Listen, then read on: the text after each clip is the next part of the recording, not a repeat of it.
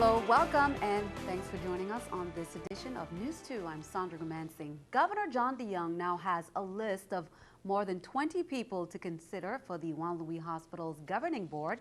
Senator Alicia Hansen submitted the list as promised to replace the expired members. Meanwhile, the hospital's officials tried to make a case to senators Tuesday for a bigger budget like they've been asking for. News 2's Erica Parsons has more.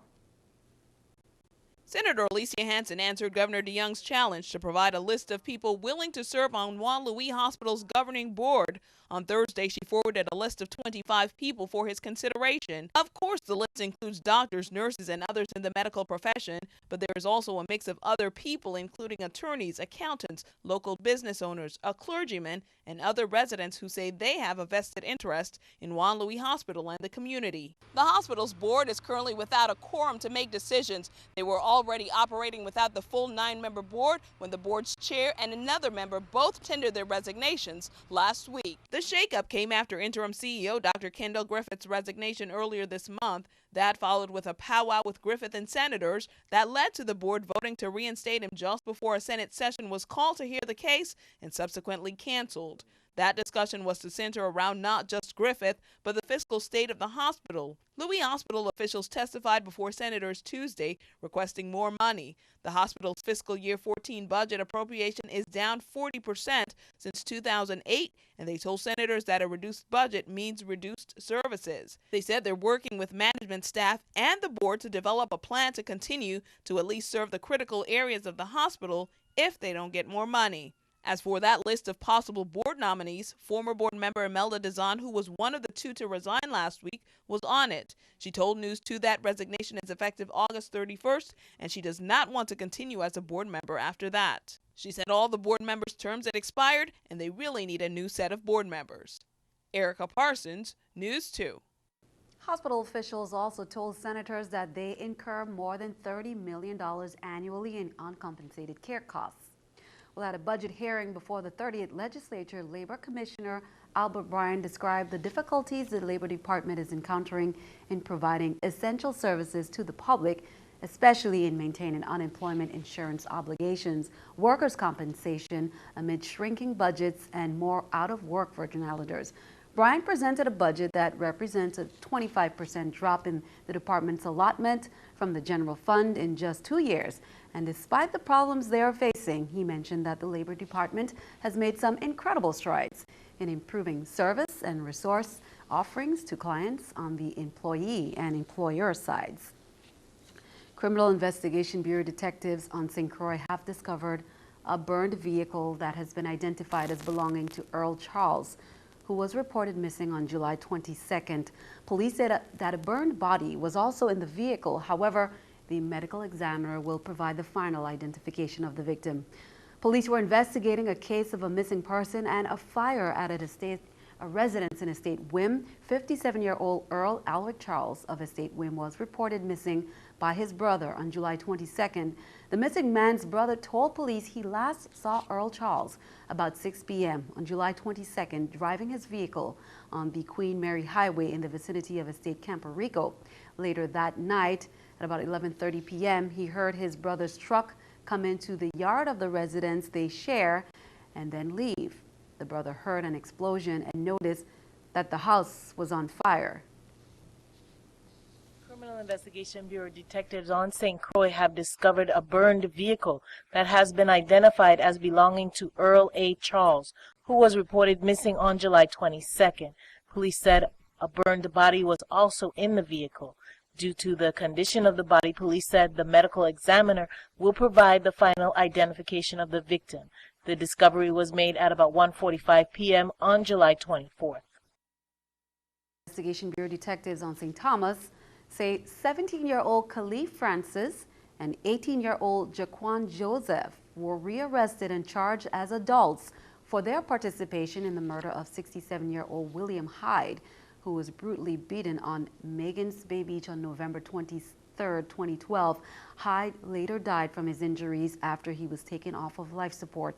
The 2 suspects were rearrested on July 24th, and bail was set for each at $250,000 unsecured bond and house arrest with electronic monitoring. Well, yesterday, Virgin Islanders lost a native son, a pioneer and a boxing legend. Emile Griffith died in a nursing home in Hempstead, New York at the age of 75. As condolences pour in from around the territory in the boxing world, NEWS2's Monica Jonigan spoke to members of his legacy about the life and memory of our departed legend. He was known as the fighter who put the Virgin Islands on the boxing map. But it was his 1962 bout against Benny the Kid Paret in Madison Square Garden that changed the boxing world forever. They're trying to stop it! They're going to stop it as Paret sags to the canvas. Paret goes down from sheer exhaustion. Look at him there. Benny the Kid Paret fell into a coma and died just 10 days later. It was a tragedy that ushered in new rules for the sport and a lifetime of sorrow for the six-time world champion. That event affected him, to a point where he didn't want to box anymore, As news of his death spread throughout the territory yesterday, representatives of his living legacy reflected on the athlete, the ambassador, and the controversial figure. Truly, I can say that he was just a genuine person. He would wear his feelings on his sleeves, like you would know how he's feeling, and he would always be honest with himself and honest with others. That's one thing I did notice about him, and meeting him was always a good time. He would always try to make you smile, make someone smile. I think he was just a genuine person, a genuinely good person. In the world of boxing, we have lost one of the greatest champions the world have ever seen. A lot of people say that Paret died in the ring, and Emile was so aggressive to him because of what he called him. And I don't really think that's true. I don't think that Emile wanted to kill him. Like, that was never in his heart to do so. And so I just want us to remember him as the person that he was. I don't think him being homosexual or bisexual or whatever has anything to do with what he's done or accomplished or who he is as a person. Continue to pour in upon the news of Emile Griffith's death. Delegate to Congress Donna Christensen said, in addition to his speed and talent in the ring, Emile was also a fun, humorous, warm, and kind-hearted person. He also exhibited courage and grace throughout his life and leaves at a time when his life and legacy are memorialized on stage and on screen. Governor John DeYoung says he was charming, hilarious, warm, and generous, and his courage in life advanced important civil rights issues. It is so appropriate that many of our territory's youngsters discover their love of sports at the ballpark in downtown St. Thomas, named after our great boxing champion. The 340 boxing family says Emile Griffith has been and continues to be a deep source of inspiration for many Virgin Islanders. The career achievements of Mr. Griffith have helped to put the Virgin Islands in the international media spotlight. He was a great ambassador who exhibited excellence in the sport of boxing and who lived an intriguing and courageous life. And that statement came from Senator Myron D. Jackson.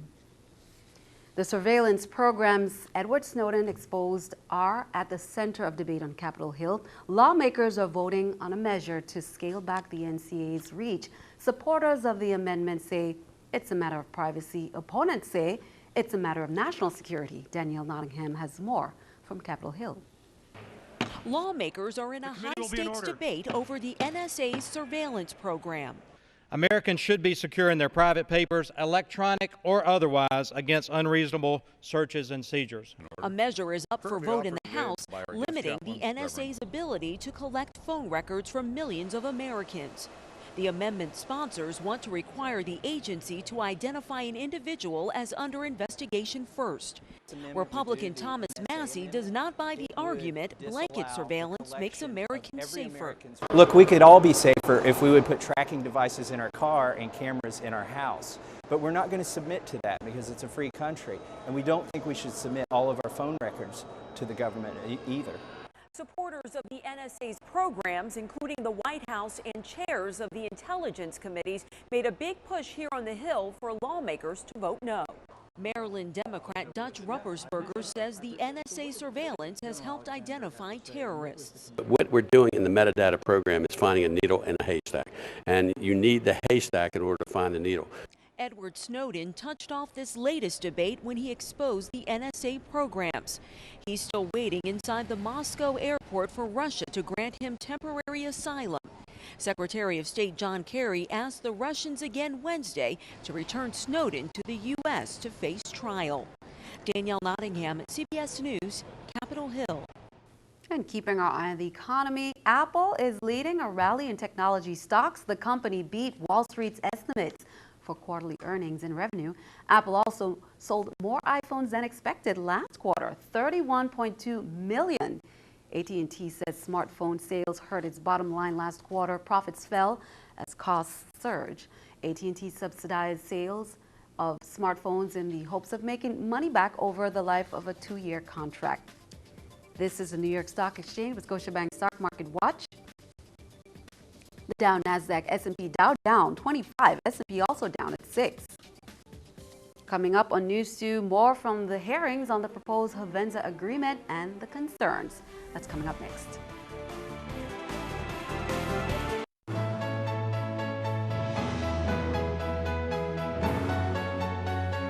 The hearing on the proposed Hovensa agreement continued on St. Thomas on Tuesday from about 5 p.m. to shortly after midnight. The refinery's attorneys say if the senators don't ratify the proposal, litigation could follow. News 2's Shaniqua Robinson has more. For the second time this week, the Committee of the Whole met for a hearing of the proposed Hovensa agreement. This agreement will be between the government of the Virgin Islands and Hovensa, laying out responsibilities and governing how the company would go about attempting to sell the refinery. A handful of residents on both islands voiced their opinions and concerns on the proposed agreement. I could not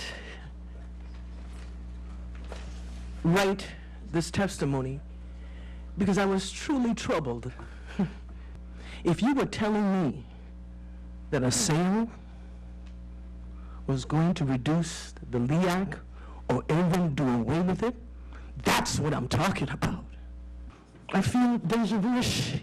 I feel this tastes like Diageo. It tastes like Diageo. Bitter. Senators are scheduled to vote on the question of ratifying the proposed agreement on August 7th. Local attorney for Hovensa, Judge Dudley, suggested during the hearing that if the proposed agreement is not ratified, litigation will come and would keep the issue tied up in court for years. We really need to be very thoughtful and very meticulous in not only our analysis, but in what we put forward. Not just because we're in a terrible economic crisis, particularly here on St. Croix, and we want to boost our economy back up, but we really need to be thinking about 20, 30 years from now. The issue of the proposed agreement has been contentious, with some senators pointing out what they view as flaws and problems with the provisions of the deal, saying they dislike the structure of the agreement or think the territory gave too much away, and others have suggestions for renegotiating. Shaniqua Robinson, News 2. Once again, the 30th legislature is scheduled to vote on the question of ratifying the proposed agreement on August 7th. You can count on News 2 to keep you updated. Well, the Division of Personnel is soliciting vendors to participate in the Government of the Virgin Islands' second annual Health and Wellness Expo, which is intended to showcase a wide variety of vendors and services that target health and exercise. That's scheduled to be held on September 7th, so mark it on your calendar at the UVI Sports and Fitness Center on St. Thomas, and again on September 14th at the National Guard Armory on St. Croix. Both events are from 10 a.m. to 4 p.m. Space is limited, and the division is encouraging vendors to sign up as soon as possible by contacting Ms. Jervonne Otley, and that number is 774-8588. That's 774-8588, extension 5114. Well, for the second time this week on St. Croix, copper cable wire was stolen from Innovative Telephone's outside plant, causing interrupted service for 20 residents in the Cobble area. Innovative's line crew and splicers were working tirelessly to ensure that telephone service be restored earlier this afternoon. Purposeful disruption of telecommunication services is a federal offense because it may affect the ability of emergency responders and other individuals to communicate. Innovative will report this incident to both local and federal authorities. Innovative officials are encouraging anyone with information concerning the theft to contact the local authorities.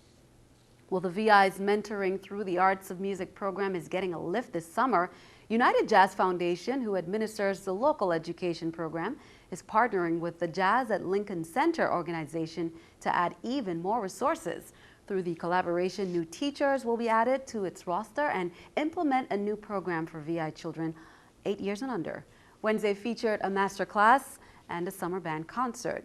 Jazz at Lincoln Center will host a Web Op Thursday for children, and Friday will conclude with the Jazz in the Park music series that's usually held at Roosevelt Park. Well, Tropical Storm Dorian has formed southeast of the Cape Verde Islands. According to the National Weather Service Center in San Juan, Tropical Storm Dorian is continuing to intensify, and that was the last report we have, but it's expected to weaken on Thursday. Stay tuned. Our News2 AccuWeather forecast is coming up next with the latest.